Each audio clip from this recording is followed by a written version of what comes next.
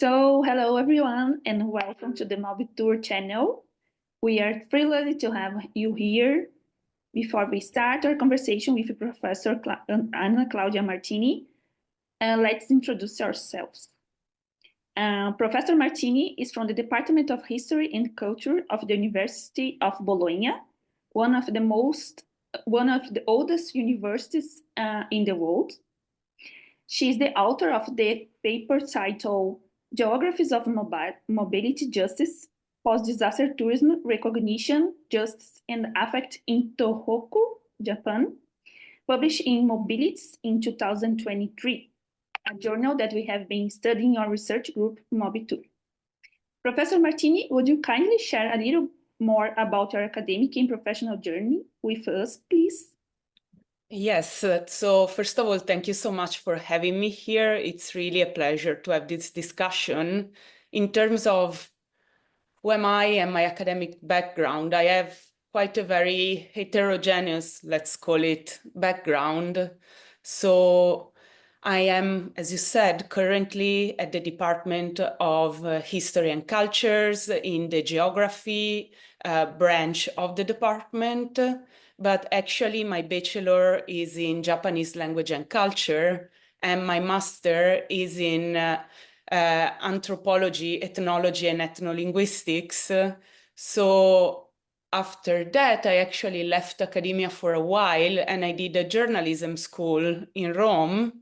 And I also started working as journalist and information architect mostly, so with programming and other things. But then I went back to academia, and in 2014 I started a PhD, this time in human geography at the University of Groningen in the Netherlands, where I worked on the geographies of affect in places of death and disaster. And we will talk about my case study, because since 2014, it's always been the same, which is Tohoku in the northeast of Japan. Okay, thank you, Professor Martini. It's a very multidisciplinary trajectory, but it will be a good conversation. And next, I would like to introduce my colleague at MobTur, Jaciel Kunz. Jaciel holds a bachelor and master's degrees in tourism, a PhD in geography, and is currently a professor of tourism at the Federal University of Paraná, south of Brazil. And we are excited to have him share his insights with us today. And myself, my name is Juliane Lumertz, and I'm very excited to be part of this conversation today with these two great colleagues and researchers. I hold a degree in tourism, a master's degree in international relations, where I introduced tourism as a subject of study within the field. It's a very challenge also work with that. Currently, I'm completing my PhD in tourism at the University of São Paulo and focusing on themes that intersect tourism and international relations. Additionally, I'm honored to be a recipient of the Ryoshi Sasakawa Young Leader Fellowship Fund for the 2024-2025 period. So we are excited to have this conversation today. Again, thank you for accepting our invitation, Professor Martini. For the audience, we hope you find the session insightful. And so, without further ado, let's get started to our first question. And Professor Martini, could you tell us a little bit about your academic pathway that you have started to explain to us, leading up to entering the tourism field and also after towards the conceptual understanding of what you define as mobility justice in tourism and geographies of affect? So again, thank you. Again, if I have to admit how I came to tourism, on the one hand, at a personal level, I like to travel, I like to see new places, so there's probably nothing new about that. Many people probably follow this pathway because of that personal interest. At an academic level, why I chose that It's also a very mundane reason. I wanted, when I was doing my master in anthropology, I have already chosen the professor I wanted to do my thesis with. She's a fantastic anthropologist, and I just wanted to work with her. And she happened to teach the anthropology of tourism course. So I sort of, at the time I was not working on Japan, I was working on Bolivia. And there was a group of students going to Bolivia. So I spent 3 months there with in mind the idea that I was going to work with these professors. So I had to research tourism. And then when I started my PhD and I had to choose a topic for my PhD project, I chose in particular dark tourism. So because Fukushima had happened a few years earlier, I had a bachelor in Japanese. I had a not great, but acceptable knowledge of the language. And I was thinking, what kind of project could I propose to universities that also interests me, since I have to spend 4 to 5 years in the Netherlands. Well, at the time I didn't know it was the Netherlands, but working on that. So I came across a proposal, so-called Fukuichi Kanko project, so the project to turn the Fukushima Daiichi nuclear power plant into a tourism spot in the future. And I got really interested. So that was the start. I thought, oh, I can work on that. And the PhD I won asked as a requirement that I worked on the geographies of affect. So everything came together. I wish I had a stronger hand in deciding the topics, but no. But I'm happy it turned out that way, because I really love working within the geographies of affect. And if I have to say, I look at tourism through the lens of affect. In a sense, for me, I know we all like to say that we work in tourism studies, but to me, I never really understood precisely what tourism studies mean at the theoretical level. Again, it is a big container that can tell us a lot about our society, its politics, its culture, its justice, as we might talk about later, but to which you have to apply other perspectives to really have a clear lens to analyze those societal trajectories, political trajectories, whatever we want. So the lens that I applied to the big container tourism is that of affect, or in the article I published in Mobilities, mobilities, affect, and justice, to look at that situation in tourism. Very inspired and Please go ahead. sorry, I intend to interrupt you. In my geography education in Brazil, there was a dichotomy between critical geography and phenomenological geography, and your work seems to transcend that. You approach tourism through the lens of critical geography studies, drawing parallels with other theoretical currents, such as tourism mobilities. Could you elaborate further on whether paradigms can be harmonized in tourism mobilities research? Yes, thank you. That's such an interesting question and very complex. If I had to say, maybe because I come from an interdisciplinary perspective and I'm used to have to work across field, when I pass from anthropology to geography, for example, I felt like my project, my interests did not really change, but I was asked to apply a different lens to the same project. So I never really thought about dichotomies, critical geographies versus phenomenological geographies. I like to look at the genealogies of certain traditions, just as not to use concepts in an inappropriate way or in just a wrong way. Concepts have a history, theories have a history, so you cannot take a pear and call it an apple just because you paint it red. I'm not sure I'm making myself clear, but I never saw a dichotomy, and also I was never really strictly interested in phenomenological geographies, but the geographies of affect, which come from a different tradition, maintain an interest that is kind of phenomenological. So affect are elements, unconscious, but intensities, affect as a difficult to represent intensity, felt intensity that can coalesce in emotions, that can lead to actions. Maybe we can talk about that later, but this very mundane and everyday forces, we could call them, do remind of the focus on personal lived experience of phenomenology. There is at least an interest in that part of life. So in that sense, there are many things to say. There's an idea of, I'm trying to sort of not go on too long.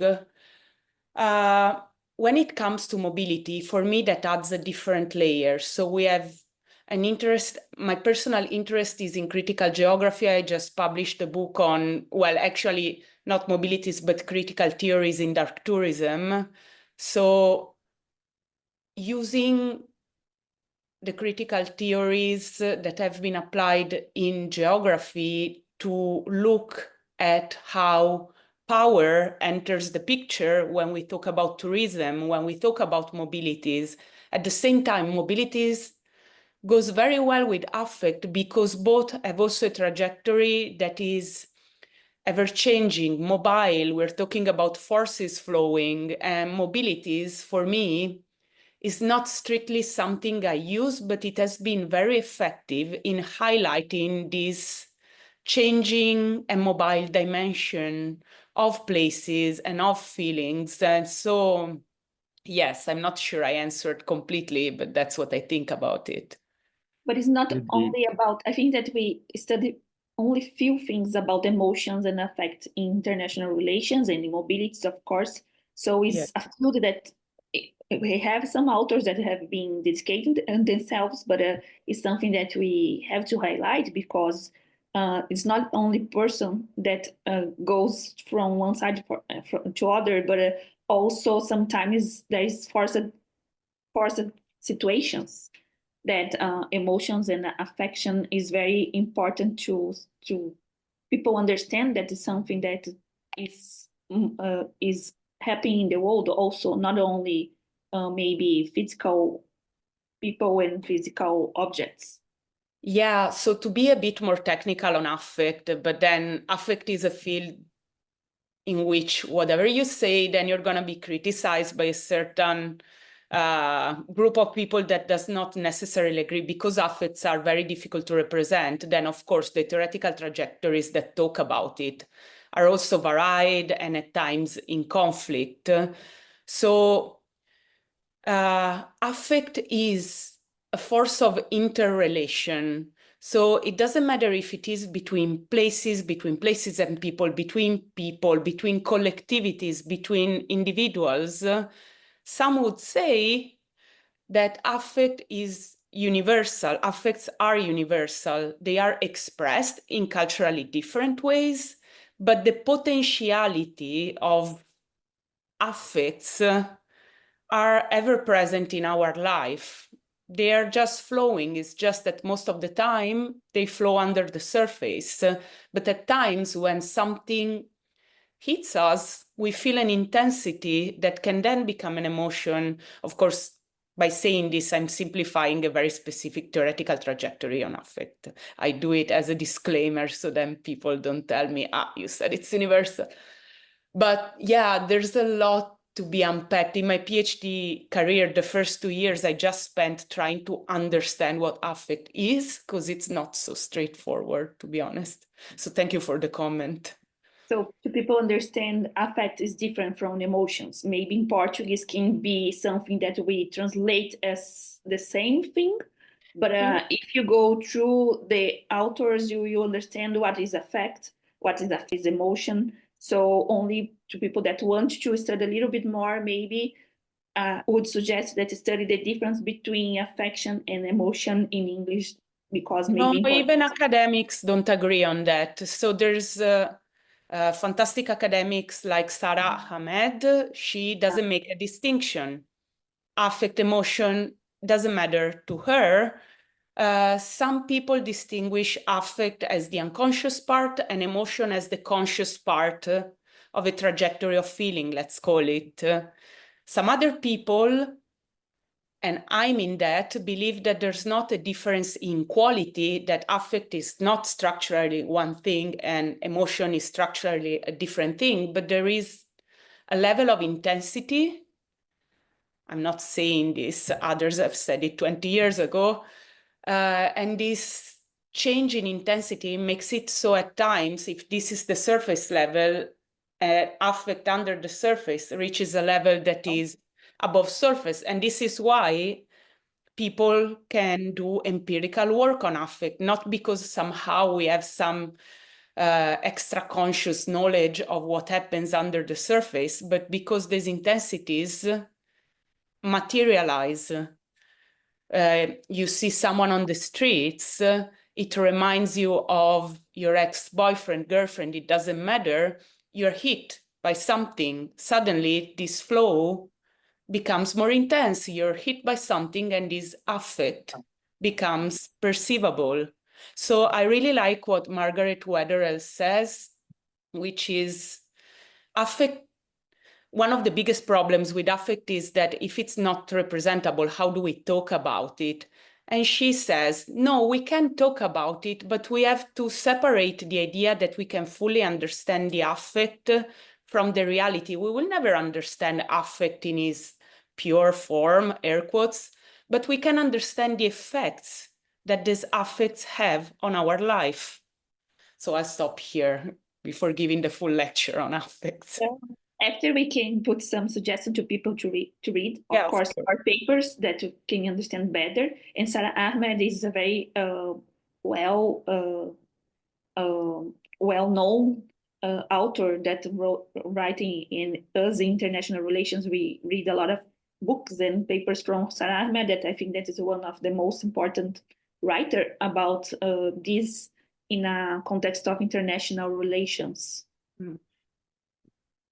So can I go, Jaciel, or would like to comment something? Can I go to the next question? No, we can go to the next, please.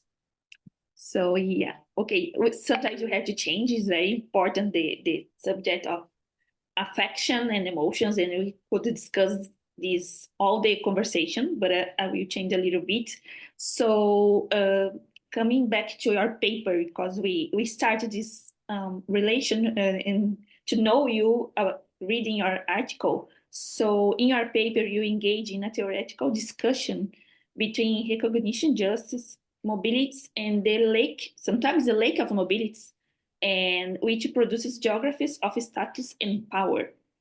Power is something that I'm very interested because I study soft power in international relations. So sometimes people don't pay attention to power in the relations, and the power is something present in tourism also, and of course in mobilities. You debate how tourism can participate in these inequalities by allowing tourists to move freely while locals sometimes cannot. In Brazil, we are quite familiar with the article Deciphering Tourism and Citizenship in a Globalized World, written by Raul Bianchi and Marcos Stephenson. So it's a paper that we sometimes work during the university or during our PhDs. So because of that, we read also this article. After reading this article, it made me think about and want to discuss how tourism can be understood as a human right, and in relation to the notion of a global citizenship that the authors discuss in their article, and freedom of movement and the lack of the right of movement that we can see in the world today. In your opinion, is tourism really a form of just fair mobility? Okay, so the short answer is no. But to get back to how I come to this answer, maybe the people listening are not familiar with the recognition justice, so I would like to briefly explain what that is. So recognition justice is an idea that was explored in the 1990s by Iris Marion Young in her Justice and the Politics of Difference. The aim of that book was to move beyond the ideas that are very present in our society, not just in tourism, about justice as a form of distribution of goods or rights or anything. If we give everyone rights, if we give in a post-disaster situation, such as the situation in Tohoku, if we give them money, then it's justice, then we've done our job as a government, as an institution. But Young said at the time, the situation is much more complicated than that. Justice can also be a form to improve human dignity and to recognize equality in difference, which is something that should be unpacked and that has been criticized a lot as a catchphrase that has no real fire behind it. But fundamentally, to recognize that we do not all have the same needs, and that, however, one of the first needs of a group is to be recognized for what they are and for the necessities they contextually have. Not all groups have the same needs. In Japan, in the particular case of Japan, the situation is that this disaster became a catalyst to discuss other more long-term injustices that were already happening in the region. We are talking about one of the most peripheral and rural regions in Japan. So it's not something that started in 2011 with the triple disaster, the earthquake, tsunami, nuclear meltdown. It's something that started in the 60s with the population out-migration to big cities such as Tokyo, Osaka, Kyoto, and consequent loss of younger people, loss of jobs, the possibility or the inability for communities to exist, in some cases, abandonment. So in this situation, the grievances about the disaster have to be understood in a much longer timeline. We cannot say, oh, they are not happy about the recovery. They are not. That's the starting point. That's not the arrival point. But they are not happy because this is a situation which has piled on for 50, 60 years. And now the grievances have to do with a long-term process of abandonment and not just with bad recovery. So I don't want to go into the politics of the government and the local governments and the residents, but recognition justice in that situation is not about doing something, but it's about a recognition of the specific needs of those communities. And it is in that sense that at that specific level, in that specific context, tourism has been used and has sort of a bit rebalanced the scale at the local level. So I have done fieldwork in Japan since 2016, but I had been in Japan before, just not in that area because I didn't know about it because it's so peripheral. And sometimes it's not really about the government or at different levels, institutions doing something, but it's about the fact that someone recognizes those grievances and says, yes, I recognize that this and this and this have happened. So this is why framing this issue with recognition justice has nothing to do with saying this or that institution did not do enough for you, but as a community, how can we them, the residents, live with ourselves and give an interpretation of these events that allow us to consolidate our identity and to move on towards the future in a way that is positive. And for many of the towns that I considered, you have to understand that I visited 10, 15 towns along, some more, some less, along 150 kilometers coastal area. So there's a lot of communities, some of which are using tourism, some of which are not. Those that are using tourism consistently say that it is a way for them to be able to tell their story in the way they like. So not the story represented by media at the national or international level, but they can interact with people and say, this is what is happening here. And for them, that's already a form of justice. They do know that they will not have distributive justice. But that's okay, because the point is not to obtain something, but is to consolidate themselves as community and move on. And to move on, sometimes it's enough to be recognized as a group with actual grievances. So to then move on to the actual question, which is, well, the article of Bianchi and Stevenson, it's a difficult situation. If I had to give a general appreciation, tourism as an action in especially localized forms can produce, sometimes inadvertently, forms of justice, but as a global system, that's not a fair system, that's not a just system, that is not a human right in any way, shape, or form. However we look at it as a system within a capitalist society, absolutely not.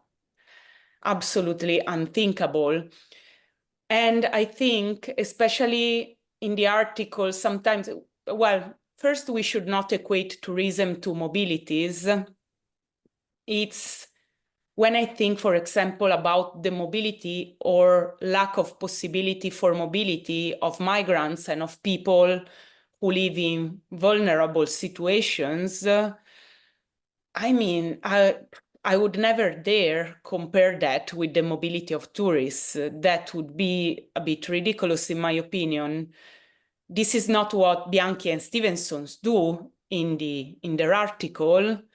My understanding is that in talking about tourism and citizenship, they are talking more broadly about a right to move, even though in their conclusions, because I double-checked it, they say a right to travel and tourism, which I definitely do not agree with this equation.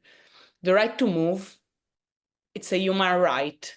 The fact that people are stopped at borders or that people who cross borders can be made illegal, that's actually a pretty recent development of that. And the fact that some people are allowed to move, mostly tourists, and some other categories are not. Politically speaking, everyone has their own opinion. This is not the place, but there is a very strong inequality that critical geographies or critical tourism studies can and have addressed. So regarding the human rights part of this, maybe, yes, a human right to move, but we have to remember that human rights is also a cultural construct. So when we talk about human rights, again, we should deconstruct what we mean and who has the authority to choose what a human right is and for whom. Again, it's usually the West deciding what rights everyone should have without actually asking non-Western communities. I'm generalizing, but again, this is a point of concern for me when we talk about a right, a human right to tourism. No, the right is to move in case. Tourism is not a human right. It's, especially in a world of crisis, we have to recognize tourism for what it is, which is a privilege. And it is a privilege in which we should ask ourselves with climate change, on the one hand, we talk about global citizenship, cosmopolitanism, and on the other hand, inequalities are just becoming wider and wider. So to talk about this, for me to talk about tourism as a human right, it's something that not purposefully obfuscates other issues that might be more pressing. But again, tourism is a great way to find a framing for these issues, because if approached critically, it can tell us so much about our society and the way we deal with power. So thank you for the question. No, there is a lot of good thoughts that you explained to us in this answer. So I would like to come back to the first part of your answer when you say that, okay, we have to do, sometimes we have to do something, but maybe people try to do something to everywhere, and understanding in their thoughts what is important or what is development or what is the needed, and they are not understand the particularities of each region, of each city, of each culture that can be very different. Maybe we can understand from the point of Brazil what we would like to do for Japan, but we don't understand the context of Japan. We have to be there, we have to talk with people, we have to see their view and not our views. So sometimes I think that people want to have one global answer to all the problems, and we cannot have, because we have this cultural understanding, we have different patterns of life, we have the difference of maybe we are not forced to move, and there are people that are still forced to move from their territory to the other place. So maybe we have to understand how important it is to understand the singularities of each place and not trying to use our own experience to put in another place that is a completely different place. So this is one point that I think that's very important to understand from your view. And you talk about inequalities that is widely increasing in the world. And I think that we are coming back to other universal problems that we would like not to have to come back again.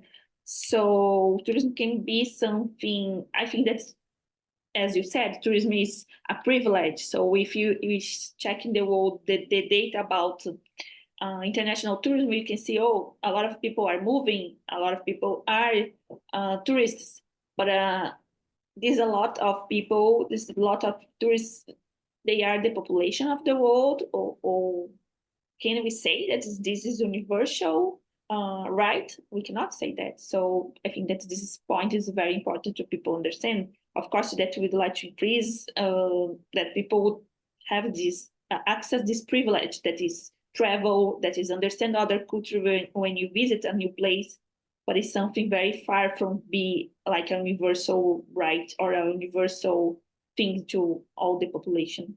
So it's very important, your thoughts, Professor Martini. Thank you. I know not everyone might agree with that, but again, when we talk about human rights, I think it's also important not to conflate everything. So if we start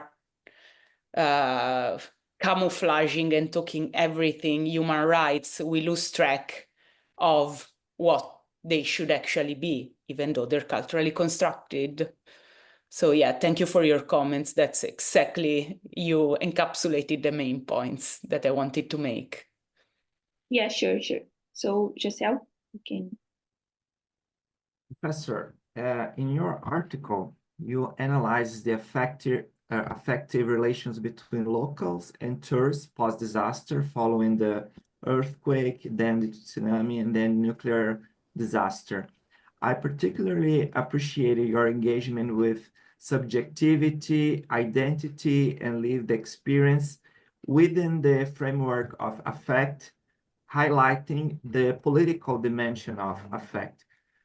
So I would like you to comment more about the political dimension of affect, please.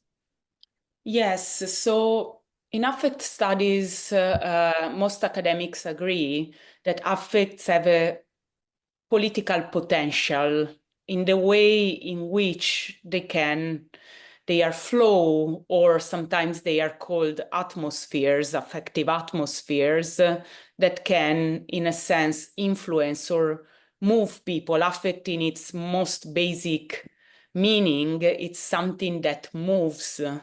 So, which has a relation to mobility again, utilizing recognition justice and affect geographies, and more broadly, utilizing critical geographies and the geographies of affect to talk about justice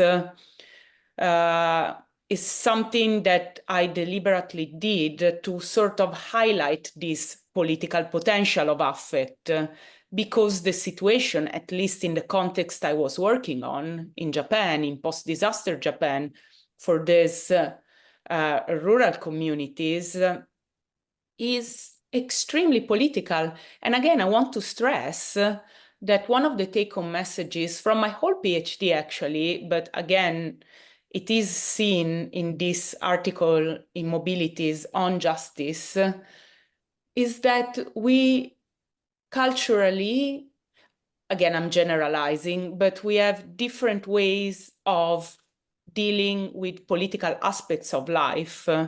So recognition justice worked very well for the case of post-disaster Japan, because it highlights the peculiarity of that system of dealing with grassroots politics.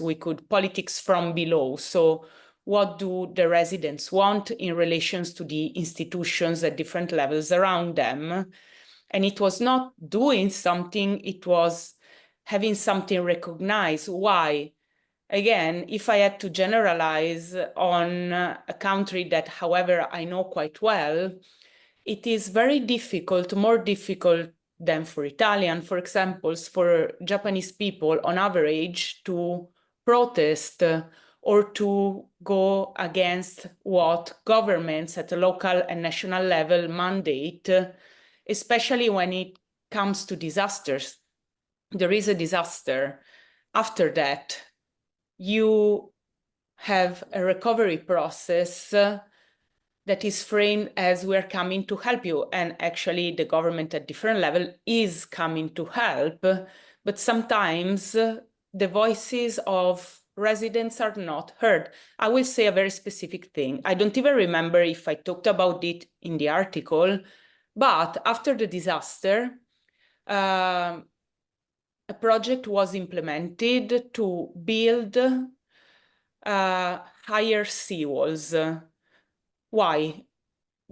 The answer is obvious, is to protect these communities from tsunamis. In 2011, the tsunami that arrived and that people were subject to was up to 30 meters tall. There were more than 20,000 casualties in that situation. So of course, one of the first things is to build higher seawalls.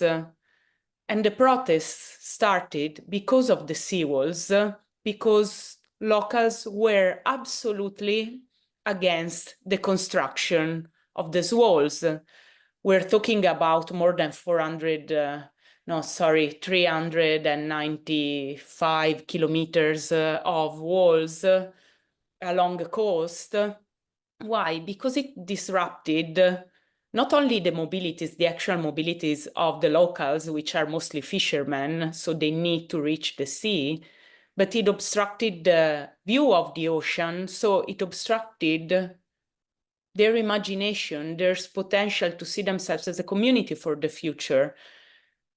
The way people talk about seawall in northeastern Japan, again, is not just about the seawall, but it's about this long-term process of abandonment that is happening in that area. So again, the seawall becomes a metaphor to talk about a much longer genealogy of struggle, and the protests that have ensued after the construction of the seawall have a lot to do with the seawall itself, but also a lot to do with what came earlier and how they see themselves for the future, utilizing affect allows me to understand that when I talk about protests against seawall, yes, it's physical protests, but it's also politics of affect, in which I can recognize that the seawall is also a metaphor, an affective metaphor that means more than itself, that has an excess that allows me to make, again, consideration of power, justice, and the state of these communities. Again, thank you. It's a very interesting question and difficult to answer. Yeah. I would like to take advantage of what you just said on infrastructures that would no longer be being rebuilt after the disasters, and how it affected local mobility for people, like the train line.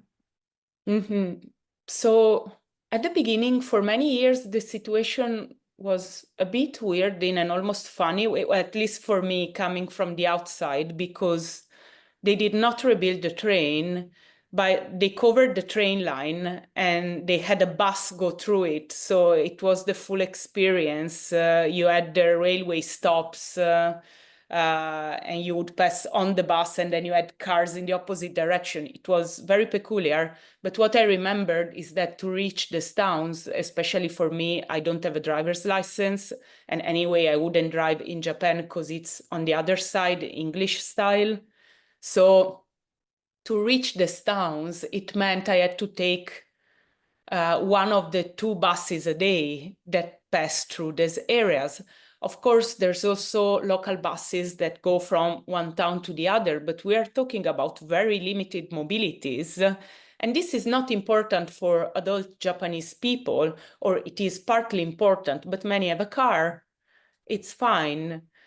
But when you think about why do young people migrate, well, it's difficult to grow up in a town in which you're still not old enough to have a car. Mobility is so disrupted that it's difficult for you to go from one place to the other. We're talking about small towns on the smaller side, but very spread out. So there's not a lot of people, but to cross from one side of the town to the other, it can take 2 to 3 hours on foot. So, and it's in the hills, in the mountains, it's a complex situation. Now, a part of the train has been rebuilt as a sort of scenic route, again, mostly for tourists, so that's good. But mobility was bad even before. And after the disaster, again, this disaster served more as a wake-up moment to realize that things were already not very okay. So in this sense, analyzing that situation, mobilities, at the beginning, when I was writing the article, I planned to just work on physical mobilities, actually, on the train, on the buses, on that. Then it became something different because I collected so many interviews that things became to take a different shape. Great. We'd like to learn from you about your opinion on volunteers, which play can be rolled by them after a disaster. It can disrupt or can also collaborate effectively with the communities after the disaster. I have to admit I don't have a strong opinion on that.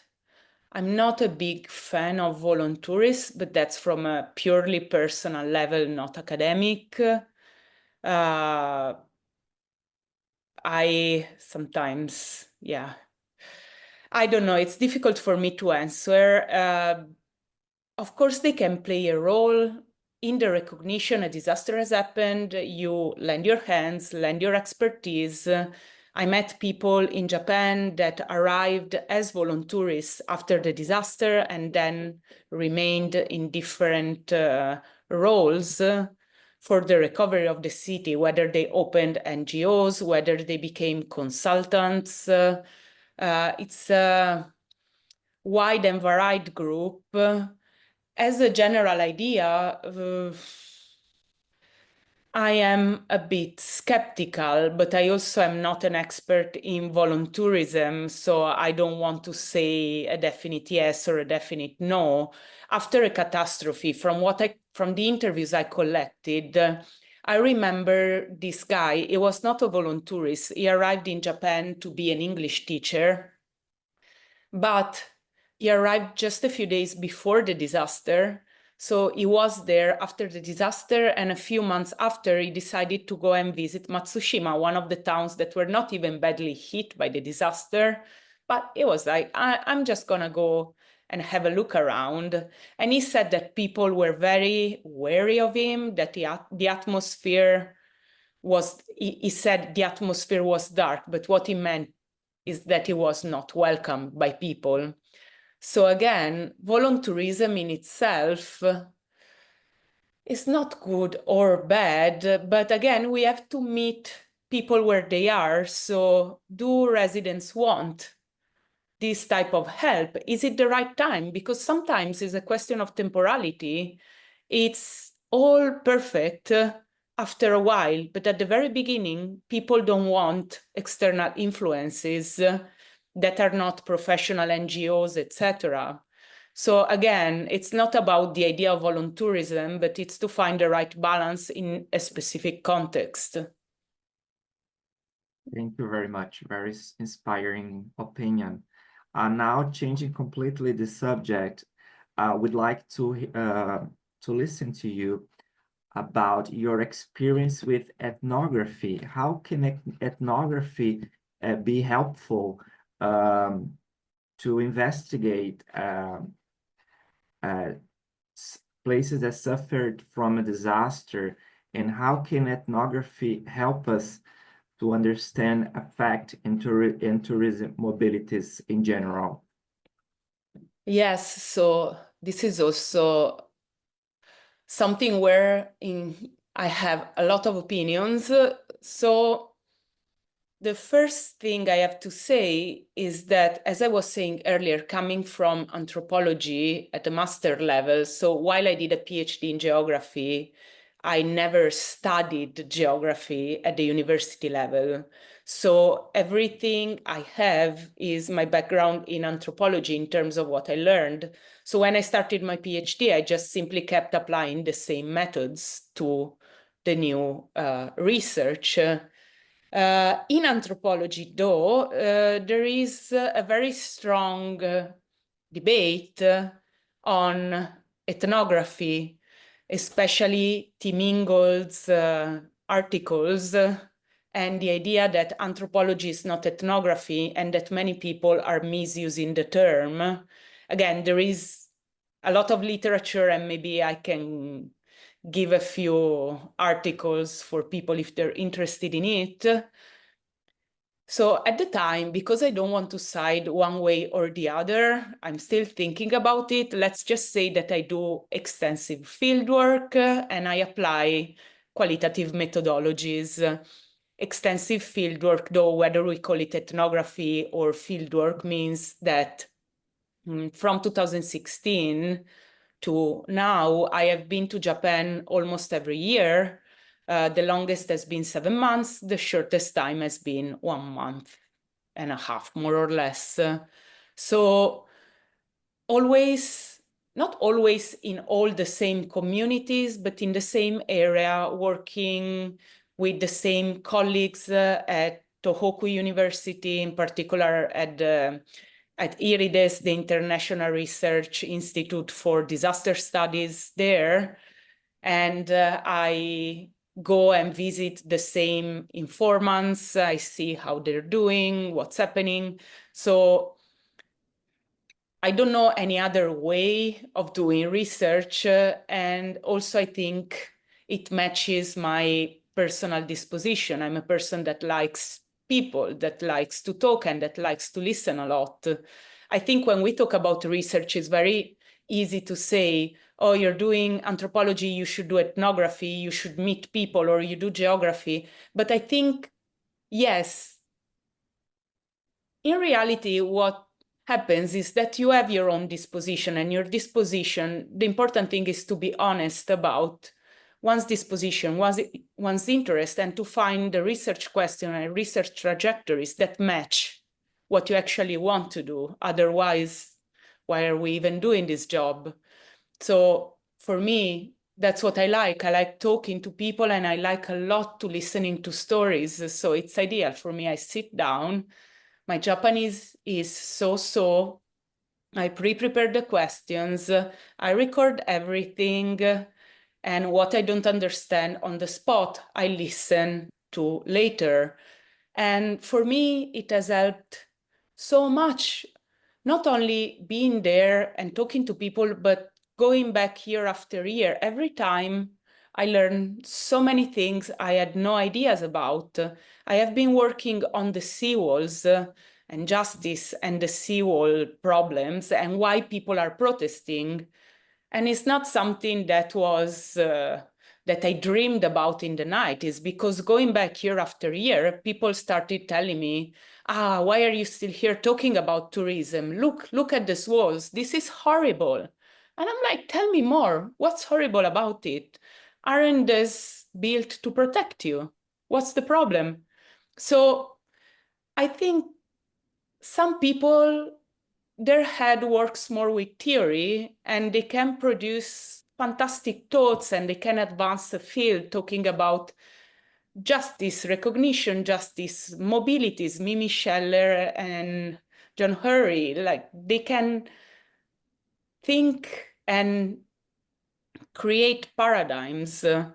Some other people like me work in a more from below way. I need to understand the context. I need to understand a specific group of people, and then I can figure out my generalization. So in that sense, ethnography in the, let's say, standard sense has been everything for me. I wouldn't be an academic without it, because my mind just doesn't work that way. So yes, that would be my short or not so short answer. Yeah. No, but we understand your main points. I think that there is a lot of important points in your talk. When you talk about, I like to talk to people, and I need to understand specific group of people. We know that sometimes researchers have to go to the place to understand the place. There is a lot of levels of research, so there is space for everyone, and there is difference that we can understand the different methodological instruments, tools that we can use. So is something very important to research. But you talk that you like to talk with people, but sometimes we live the last years that we cannot move or we couldn't move. So it was not our fault. It's something that happens in the world, and maybe we can have again, hope no, but we never know. So how do you see virtual mobilities linked to tourism when physical mobilities are not possible, such as in post-disaster reconstructions, or in case of pandemics that we lived before? So could you tell us a little bit more about, if you could comment on virtual tourism and maybe your experience with virtual things in your research? Well, I don't have much experience with it. They did some virtual tour of the post-disaster area in certain towns, so I connected from Italy, or actually maybe it was from the Netherlands at the time while I was still working in the Netherlands. And they take you around town, and I mean, it's a nice way to keep in touch with a certain situation. During COVID, I was a very big fan. Many museums opened virtual exhibits or allowed people to virtually visit museums, art exhibits. So I really liked it at the time. When you're stuck at home, there's not much you can do. You still feel like you're having that experience. Of course, I don't think it's an alternative to tourism, but in times of crisis such as COVID, it can cover a gap that otherwise couldn't be covered. So it has its own value. Again, I don't know much about it. Just I can only say that I personally don't see it as an alternative to standard tourism. But who knows, maybe in times of climate change, we should think more about virtual tourism and try to use that as a way to, you know, have less travel pollution in different forms. I think there's something that we have to process and understand, because for us it's hard to understand how not replace, but maybe replace like on-site. We have Meta, we have different products of virtual reality. So as the technology advances, who knows what can happen? I'm definitely not an expert on that, but I'm curious. I can only say that personally, I'm very curious to see where it goes. Okay, so let's wait a little bit more to understand more about technologies, what we can do then. Yeah. Professor, I don't know if you are aware, we experienced this year a massive tragedy, a climate tragedy in southern Brazil, such as flooding that affected our entire state, Rio Grande do Sul. We also saw high temperatures during European summer, followed by a heavy rainfall in Germany and floods in parts of Spain. I'd like us to discuss the issue of natural disaster versus human or anthropogenic factors, and how these disasters, either anthropogenic or natural, the implications of it for tourist mobilities and on societies in general. Thank you.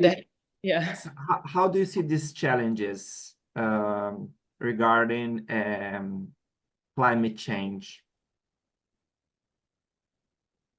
Well, I'm not optimistic to again start from the end, but in general, so I've heard about Brazil, unfortunately, and I don't know if you've heard that Bologna has also experienced floods in the past 3-4 years, so even a few months ago. So it's been tough. It's a city that does not have a history of disasters, so this is clearly, unfortunately, heavier rainfalls caused by climate change and extreme heat in the summer. My hometown is actually the city of Venice, so that is also going through 2 different sets of disaster, one of which is tourism, so we might also talk about that a bit. And the other is, of course, the rising waters, the so-called high water in Venice, and the risk of floods in the city. So I want to start from the natural versus anthropogenic disasters, and again start from my own fieldwork in Japan. In 2016, I was talking to a tour guide that then became a friend, and she told me, this is a very nice anecdote because it really opened my mind to the complexity of the question you actually asked. She told me, so I was taking German tourists to the disaster area, and at some point, you know, I asked them to look at the sea and think about the destructiveness of nature. And at some point, they were looking at the sea, and I asked them, doesn't it look like a war? And the German tourist turned around and told her, what are you talking about? That's not a war. This is a natural disaster. It's a completely different thing. And she asked me, is that how you think? Is that how European people think about it? So again, it made me think a lot. And of course, in the case of Japan, we see a disaster, a so-called triple disaster, in which 2 parts are perceived as natural and 1 is human-made, the earthquake, tsunami, and then the nuclear meltdown. But in the Anthropocene, even though the World Society of Geologists have said that we are not in the Anthropocene, culturally we are, so we are living these consequences. Can we talk about natural versus anthropogenic, or they are so intertwined at the moment that is quite difficult? Yes, it's a tsunami, but why was it so high? Maybe climate change has a tiny bit of hand in that, or in all the crises, in all the climate crises that we are seeing. So yes, definitely, if we look at facts, sometimes we can say a war is a human-made disaster and a tsunami is a natural disaster, but is it? So my question would be, is it a type of classification that benefits us, that is effective for us to think about the current challenges we are seeing, where everything is so mobile and so intertwined? The Fukushima disaster showed clearly how these mobilities, that disaster is not mobile. It happened in a specific area of Japan, but the consequences at the level of radiations and at the level of public consciousness, they travel so far and so wide that we cannot think anymore about disasters as situated in places. The consequences, even just for our economy, are so pervasive. The disaster in Brazil has consequences outside of Brazil, political consequences, economic consequences. We need to start thinking through mobilities in this sense of the paradigm in which we highlight these interconnections. So another thing that comes from more my experience here in Bologna, but also coming from Venice, when we talk about global mobilities and tourism, one thing that was not strictly in the article, but that is extremely important, at least in my current situation, is that of the touristification of cities and the ways in which the capacity of a city to carry tourism is overwhelmed. So I see it in Kyoto in Japan, I see it in Bologna. Bologna is going through that process really fast, and it's really difficult to see happen because I know what happens after, because I'm from Venice. So I know what happens when it's too much and when people start thinking of a city not as a living entity that is mobile, that has residents, but as an entertainment sort of area for tourists. And again, I don't mean to say that touristification is tourists' fault, because I think politically that's what is implied often, that touristification is caused by tourists. Touristification is never caused by tourists. Touristification is caused by specific economic politics that decide to prioritize short-term gains through too much tourism rather than other experiences for the city. Ada Colau, I don't know if you know her, she was the mayor of Barcelona until 2023, for 7, 8 years, I don't remember. She came to Bologna last week and she spoke beautifully about Barcelona and what that government did in terms of rights to housing, but also how to try to reverse touristification. Again, not by stopping tourism, because that's ridiculous, but by making it so tourism is more widespread, and by making it so the municipality addresses the issue and the blame is not given to tourists. So I think when we talk about our current challenges, the challenge might be to do less tourism. And by doing less tourism, I don't mean to make tourism an elitist movement where just the richest people can afford to travel, which is what they're doing in Venice by putting an entry ticket. They're just targeting the luxury tourists and discouraging tourists that do not have that sort of money. but I think that also requires a paradigm shift. What is a world that has less tourism? It's not about developing tourism, but it's about imagining a world where tourism is not as mobile in many cases, to just end on that note. And we can talk and discuss about that, but that's what I think.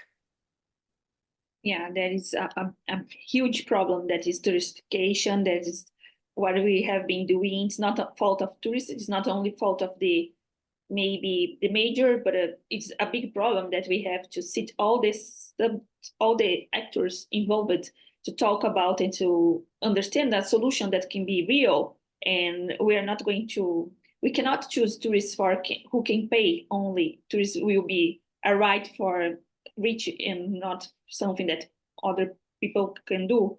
So I think that we could have like a new conversation, talk about touristification and the problems that we have, different problems in different scale of cities and different scales of regions, because maybe a scenario that maybe on a beach where this ecosystem is we have to pay attention to that. It's not the same amount of people that can visit as a big city. So there is a lot of things that we have to think about when we are talking about touristification and how many people can visit a place. So it's a very complex problem that we have to talk a little bit about and we have to address ourselves.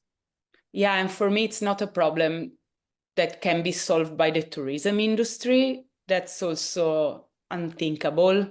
It needs, of course, and unfortunately, a complete shift in the way society thinks about itself and about tourism and about the privileges that we call freedom, but that are indeed privileges if a part of our society is allowed to do it or has the means to do it, and others are completely precluded from it. So again, probably not a human right. Yeah, not very, and not is we cannot say that it's affordable for everyone. So well, this conversation is very good, but unfortunately, maybe we have to go to the final considerations. We could discuss a lot of different subjects important points that you share with us during this conversation. But I would like to start the last one. So considering that we are living in a world that goes beyond politics, it's important to people understand that we need all to pay attention to politics, because we cannot say I don't like politics, so I'm not going to choose the new president or to be right or to be left. So the world is politics, but it goes beyond politics. As global societies, we are increasingly hyper-connected and play a leading role in shaping relationships. So I would like to conclude our conversation by asking you to share a message for those studying tourism, tourism mobilities, critical geography, and all the audience that are here with us. Could you please tell people how they can engage better in this world of politics, emotions, and affects? Well, I personally think that even deciding not to take a political stance is a political stance. So in that sense, people don't need to engage with politics or affects. They already do it. They are doing it. We are doing it now. Everyone does it always in many different ways. So just live your life. Don't worry, you're already engaging with politics and affects without even trying. If you mean academically, I think there's nothing I can say. If not, there's so much literature, and I'm very happy to share. But yes, just pop me an email. I will send so many articles about affect, tourism and politics. A lot of people have said it's so much better than me, and I'm happy to share. And before I ask Jaciel to do his final comments, I'd like to highlight one of the first points that you share with us that is about your trajectory. and that you say also about the different lanes that sometimes we have to use, the lanes that are from anthropology and after from geography, and sometimes you use the lens of mobilities and sometimes the lens of tourism also. So it's very important to people understand that we live in a multidisciplinary system when we have to understand different things, and we can study the intersections between the fields. So sometimes people don't pay attention to the intersection. So it's not a box that you can say, here is anthropology, here is geography, here is international relations, here is mobility, and here is tourism. We have a lot of intersections that we have to pay attention. So I would like to highlight one of your first thoughts that you share with us, because we have here a lot of people that maybe can trying to discover things or go beyond the borders of a field. So I would like to suggest people that maybe jump deep in these intersections. That is a good place to study a lot of, to search for some answers that we have been trying to discover in research projects. So, Jaciel, could you share with us your final thoughts, please? Yes, Well, on interdisciplinarity, oh, sorry, were you? You can go on, Professor, please. No, I was just saying that it's very discouraged in academia, but it's very important that we keep talking from field to field. Thank you, Professor. I'd like to thank you very much for saying yes to our invitation. Also, thank you for spending time with us and sharing your rich knowledge. We've had a very good interview. I've learned a lot, and I'm pretty sure that the future audience will take advantage of many of your insights to inspire their own research. It was a massive collaboration with MobTur Group. Thank you a lot. Thank you. So thank you all so much for joining us for this insightful discussion with Professor Anna Claudia Martini. We really appreciate your time and your thoughts, Professor. And to the audience, we appreciate your participation in our conversation. Follow us here on YouTube and let us know what you would like to have in your social media for next year and for next month. So thank you, Professor, again, and see you. Thank you.